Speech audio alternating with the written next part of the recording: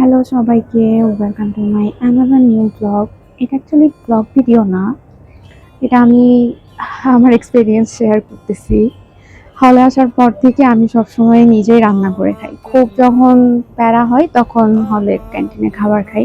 ক্যান্টিনের খাবারের মান নিয়ে আসলে আমার কিছু বলার নাই।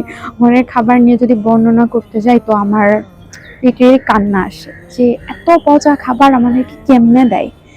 সারা জীবন ভালো ভালো খাবার খেয়ে আসছি, টেস্টি টেস্টি খাবার খেয়ে আসছি, এখন সাডেনলি এসে দেখি এই পচা খাবার, মানে যেটা মুখে তোলা যায় না। মাঝে মাঝে এমন টাইপের হয়।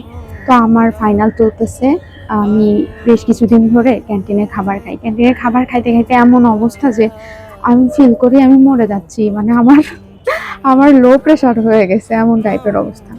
তো আমি ভাবলাম যে যেদিন একটু বেশি গ্যাপ থাকবে, যে এক্সামের আগে, তখন আমি একটু রান্না করব। যেই ভাবা সেই কাজ, আমি চলে গেছিলাম, মানে টিউশন থেকে আসার সময় যা যা লাগবে সবকিছু কিনে এনে রান্না করতেছিলাম। হলের খাবারে আমি একটা জিনিস খেয়াল করে দেখছি যে ঝোলগুলা সব একই টেস্ট থাকে, আর মানে যে সবজিগুলো থাকে ওগুলো সিদ্ধ টাইপের, ওগুলার ভিতরে কিচ্ছু ঢুকে না। তো আমার মনে হয়েছে ওরা একসাথে এক বস্তা ঝোল একবারে রান্না করে, রান্না করার পরে ওরা সব খাবার সিদ্ধ করে ওর ভিতরে দিয়ে দেয়। আর যদি ফিশ ফ্রাই নিতে যাই তাহলে এমন হয় যে মাছটা এমন কড়া করে ভাজবে, মাছটা যদি পচাও হয়, মানে ওটার কোনো টেস্টই থাকে না। মানে এত জঘন্যতম খাবার আমি পৃথিবীর কোথাও দেখি নাই। মানে আমি তো এর আগে বাড়ি ছাড়া অন্য কোথাও খাই নাই।